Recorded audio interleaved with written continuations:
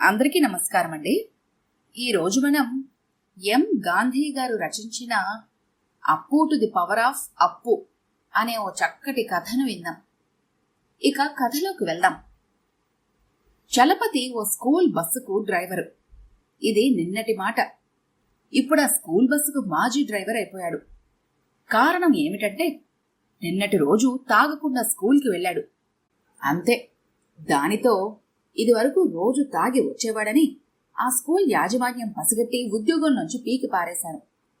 Driving తప్ప మరో పని తెలియని చలపతి డ్రైవర్గా ఉద్యోగం కోసం అందరినీ అడిగి చూశాడు. కాని తనకున్న గుడ్ విల్ మూలంగా అందరూ సారీ అని చెప్పి పంపేశారు. ఇలా ఉండగా కాలం తన క్యాలెండర్లో దాదాపు 9 పేజీలు తిప్పేసింది. ఏ పని లేకుండా ఇంట్లోనే కూర్చొని ప్రతి నెల అప్పులు చేయటం, ఆ డబ్బుతో సంసారాన్ని ఏదటం, ఇదే చలపతి నెలచర్య అయిపోయింది. చలపతి భార్య అందరి ఆడవాళ్లు ఒకేలా ఉండరని నిరూపించింది. ఏమండి, మీరు తాగుడు మానేయండి. నెల నెల ఇలా అప్పులు చేసుకుంటూ తింటూ పోతే ఎలా? ఎక్కడికైనా వెళ్ళి ఏదో ఒక ఉద్యోగం వెతుక్కోండి అని సతాయించే బాపదు కాదు. చలపతి ఇష్టమే తన ఇష్టంగా ఫీల్ అవుతూ భర్తంటే దేవుడితో సమానం అనే కాన్సెప్ట్తో కించిత్తు మాట కూడా నొప్పించే విధంగా మాట్లాడకుండా తన ప్రతిభను చాటుకుంటూ ఉంది. వన్ ఫైన్ మార్నింగ్ చలపతికి ఎందుకో తన చేసిన అప్పులు గుర్తొచ్చి భయం చుట్టుకుంది. అవి తీర్చలేమోనన్న ఆందోళన అతన్ని ఆవహించింది. ఇక తను బతికి అప్పులోల దగ్గర అవమానం పాలు కాకూడదని నిర్ణయించుకుని అందరూ పిరికి చర్య అనే ఆత్మహత్యే ఉత్తమ మార్గంగా భావించాడు. అనుకున్నదే తడువుగా వెళ్లి తన కాలనీలో ఉన్న యమహా పెస్టిసైడ్స్ షాపులో ఎండ్రిన్ కొన్నాడు.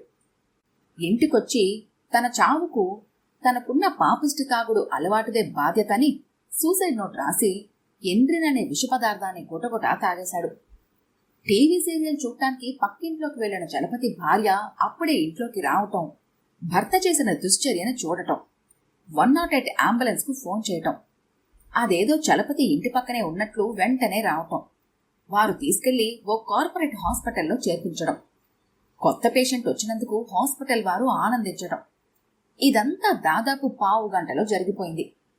ఇక కార్పొరేట్ హాస్పిటల్ వారు నైతిక విలువల్ని పక్కన పెట్టేసి అవసరం ఉన్నా లేకపోయినా ఆ టెస్టులు ఈ టెస్టులు ఎడాపెడా చేసేశారు.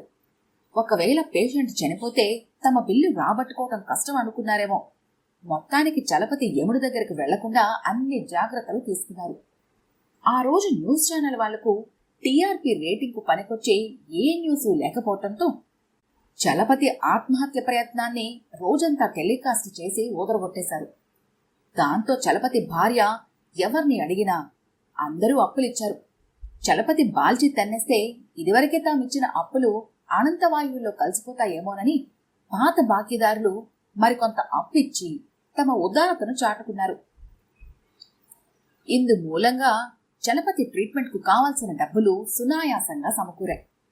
వెదవ డబ్బుదేముంది, నా భర్త బతికాడు, అదే $1,00,000 మిలియన్ల అనుకుని కార్పొరేట్ హాస్పిటల్ వారి బిల్లు కూడా బేరం చేయకుండా అంతా కట్టేసి యమధర్మరాజు నుండి తన పతిని తిరిగి తెచ్చుకున్న మహాసాధ్వి సతీ సావిత్రిలాగా చలపతి భార్య తన భర్తను కార్పొరేట్ హాస్పిటల్ నుండి ప్రాణాలతో ఇంటికి తెచ్చుకుంది.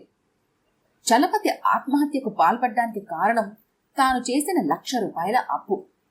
కాని తాను చేసిన ఆత్మహత్య ప్రయత్నం నుండి కాపాడినందుకు కార్పొరేట్ హాస్పిటల్ వారికి బిల్లు పే చేసేందుకు చేసిన కొత్త అప్పు అక్షరాల $1,00,000. అంటే చలపతి తీర్చవలసిన అప్పు కొత్త పాత కలిపి $2,50,000.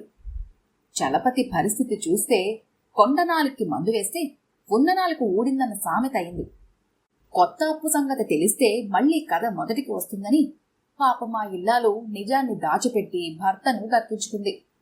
చలపతి లాంటి అప్పుల అప్పారావుల వల్ల మనకు తెలిసే నీతి ఏంటంటే అప్పులు తిప్పలు పెట్టి అప్పును పెంచును.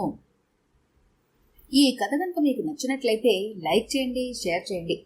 మరిన్ని ఇంట్రెస్టింగ్ కథల కోసం మా ఛానల్ని తప్పకుండా సబ్స్క్రైబ్ చేసుకోండి.